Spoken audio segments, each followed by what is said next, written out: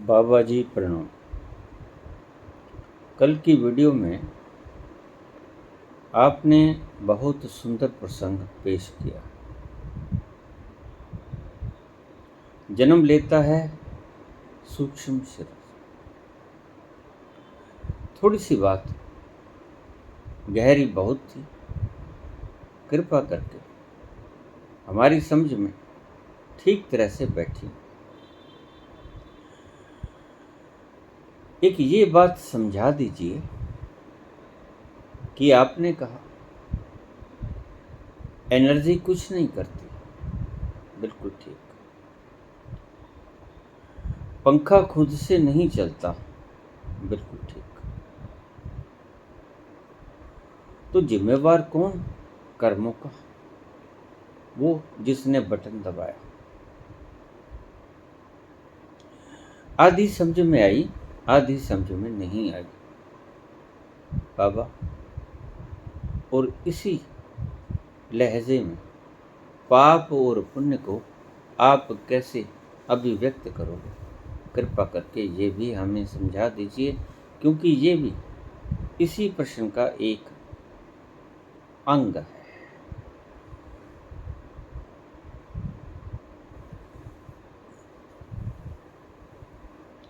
पहला प्रश्न तो बिल्कुल साफ मैंने समझा दिया था, फिर और क्लियर करके समझा देता।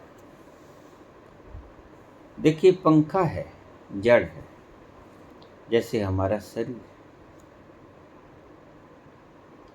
जब तक इसमें बिजली नहीं होगी, विद्युत नहीं होगी, पावर नहीं होगी, यह चलने वाला नहीं।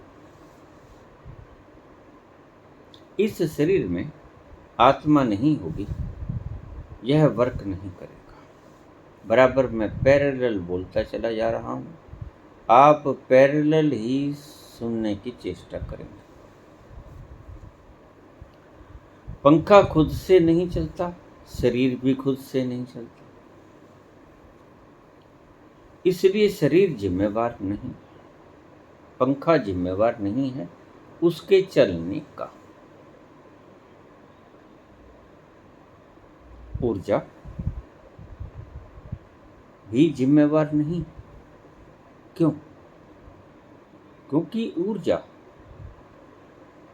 सिर्फ उसकी निगरानी में होता है सारा कर्म। पंखा हिलता है,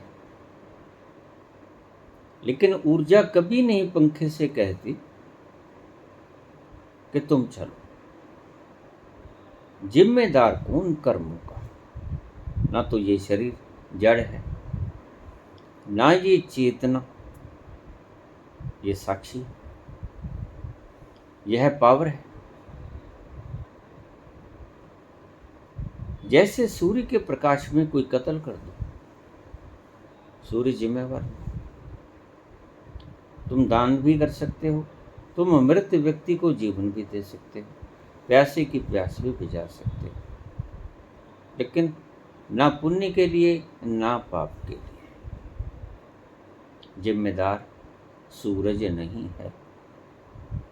इसी तरह ऊर्जा तुम्हारे किसी कर्मों के लिए उत्तरदायी नहीं है। तो उत्तरदायी कौन हुआ?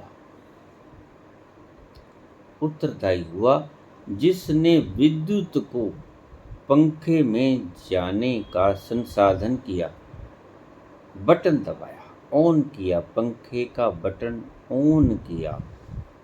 जैसे ही उसने फैन का बटन ऑन कर दिया, ऊर्जा थी मौजूद, पंखा भी मौजूद था, लेकिन ठहरा हुआ था, ऊर्जा भी ठहरी हुई थी, दोनों आराम कर रहे थे। कोई आया, तुम आए, पंखे का बटन ऑन किया, ऊर्जा को पहुंचाने का काम किया बटन ने पंखे तक, और पंखा चल पड़ा। ना तो ऊर्जा ने जबरदस्ती पंखे को चलाया, ना ही पंखा अपनी इच्छा से चला। ऊर्जा को पंखे तक ले जाने वाला जिम्मेवार है। वह कौन? जिसने बटन को दबाया। अब आप समझ गए होंगे। पंखे का बटन दबा के बिजली को, ठहरी हुई बिजली को पंखे के भीतर प्रवाहित करने की जिसकी जिम्मेदारी, जिसने बटन दबाया, वही जिम्मेवार है। कर्ता वो बना। दूसरा सवाल आपने पूछा कि पाप और पुण्य की परिभाषा आप इस लहजे में कैसे करोगे। सवाल ये भी सुंदर बहुत है।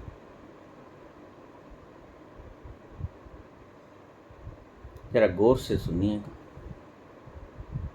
बड़े बारीक सवाल हैं, लेकिन जैसे जैसे तुम्हें खुलते जाएंगे प्रश्नों के जवाब, वैसे वैसे तुम्हारे लिए बहुत सरल होते जाएंगे समझने।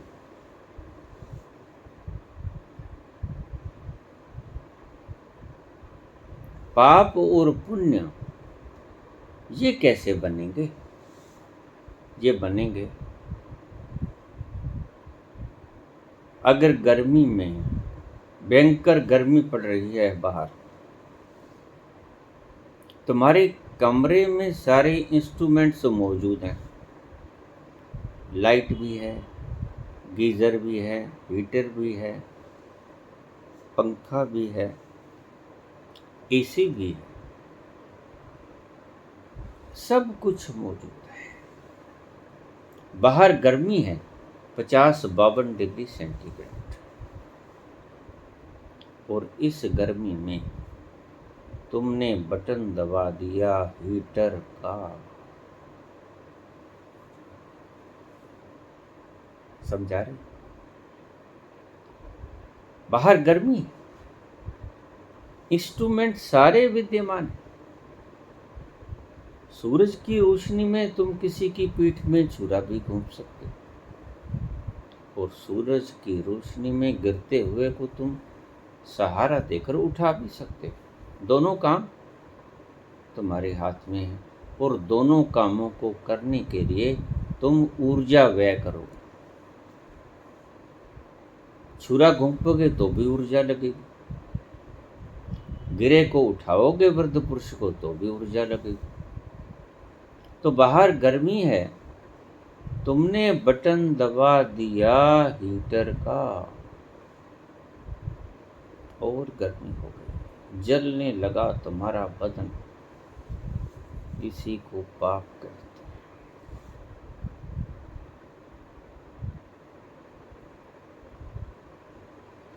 यह गर्मी है, तुमने बटन दबा दिया एसी का, पंखे का। उस गर्मी के माहौल में एसी ठंडक देगा, पंखा उसकी ठंडक को फैलाएगा, आराम मिलेगा जो नीचे बैठेगा। यह हो गया पुण्य कर्म। पुण्य का भी कर्ता बन सकता है वह व्यक्ति अगर एसी और पंखे को चला दे। पाप का भी कर्ता बन सकता है अगर गर्मी में हीटर चला दे,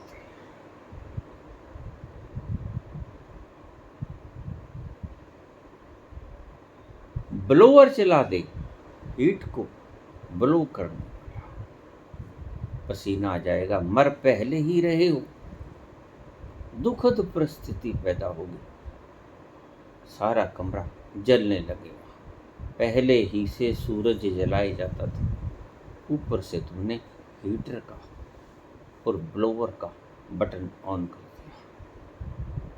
ये पाप हो गया। किया किसने? बटन दबाने वाले। कर्ता कौन बने? तुम। बिजली अपने आप ना तो पंखे में चल सकती, ना एसी में चल सकती, ना हीटर में चल सकती। बिजली ने अपना काम करना, इंस्ट्रूमेंट्स ने अपना काम करना, पंखे ने, एसी ने, ब्लोअर। अब दूसरी तरफ आ जाओ। घोर सर्दी,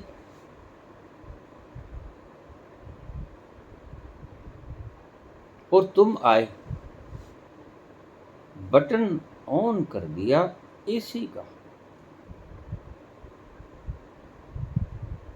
और फुल पावर पर एसी छोड़ दिया।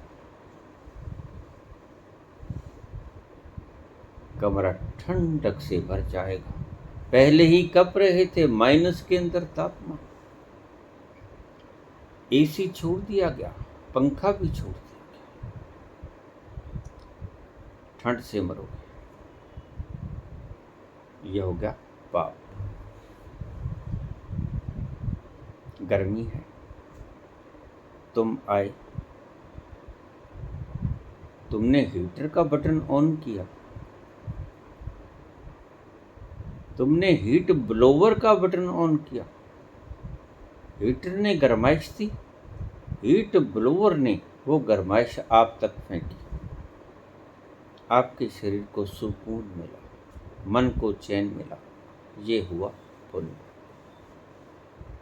पुण्य और पाप की परिभाषा कैसे करोगे बाबा? ये पुण्य और पाप की परिभाषा ऐसे होगी। मालिक तुम हो बटन दबाने की, बटन तुम्हारे हाथ में।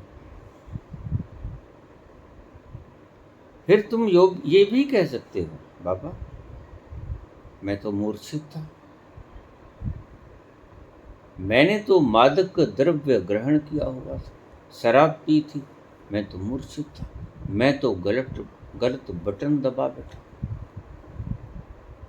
ये कोई बहाना नहीं। शराब तुमने पी, शराब की बोतल उड़कर तुम्हारे मुंह को नहीं लगी। मूर्छित तुम अपनी इच्छा से।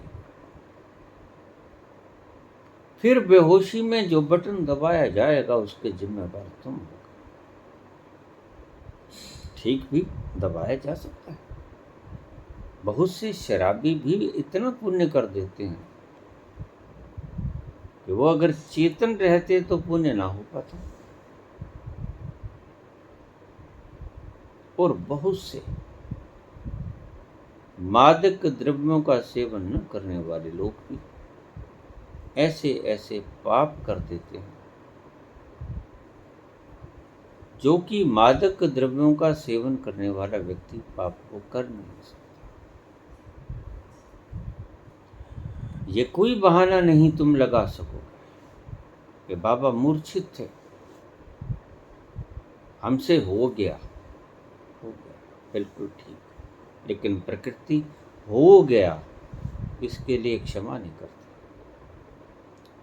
कर दिया कि हो गया।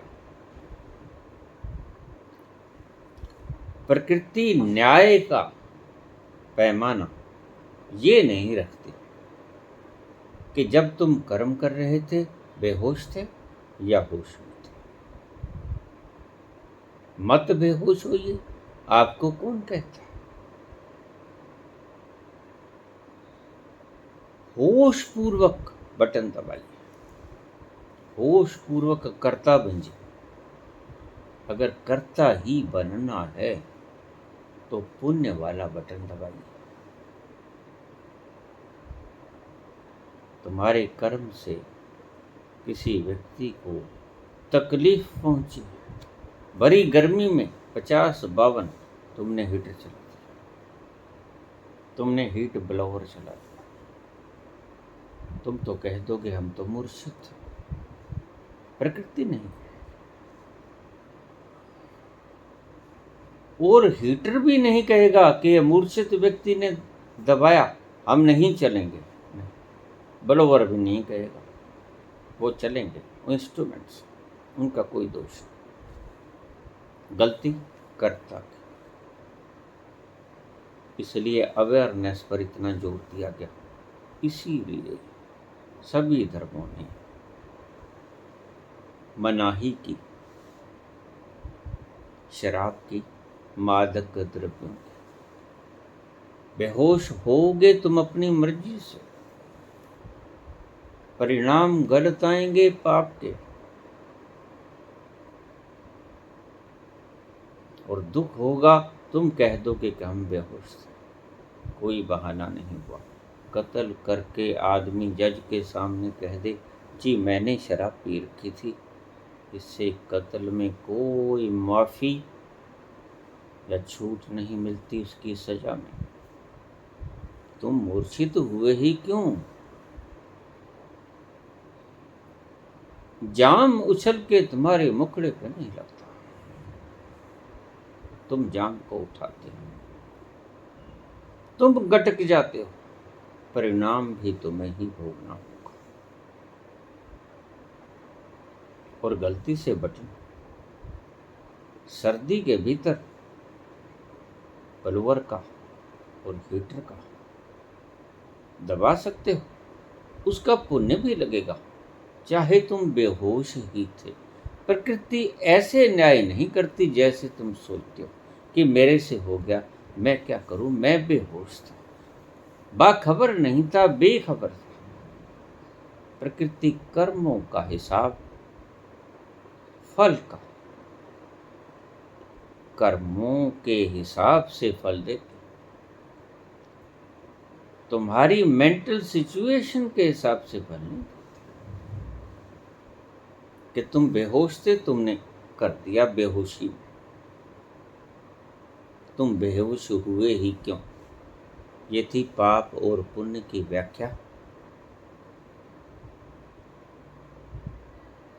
जो मेरे इस ढंग से किया। वही ऊर्जा, वही सभी इंस्ट्रूमेंट, पंखा, ब्लोवर, हीटर, एसी, लाइट, लेकिन उपयोगकर्ता के हाथ में। इसलिए अवेयरनेस पर इतना जोर दिया गया, जो भी कर्म करो होश पूर्वक करो। अगर नहीं करोगे तो देखिए बेहोशी में तो गलत भी हो सकता है और ठीक भी हो सकता है, दोनों ही हो सकते हैं। लेकिन प्रकृति तो तुम्हारे कर्म जांचेगी, प्रकृति तुम्हारे ब्रेन की सिचुएशन नहीं देखेगी कि क्या स्थिति थी तुम्हारी। मेरे ख्याल में दोनों प्रश्नों के जवाब तुम्हें समझ आ गए। धन्यवाद।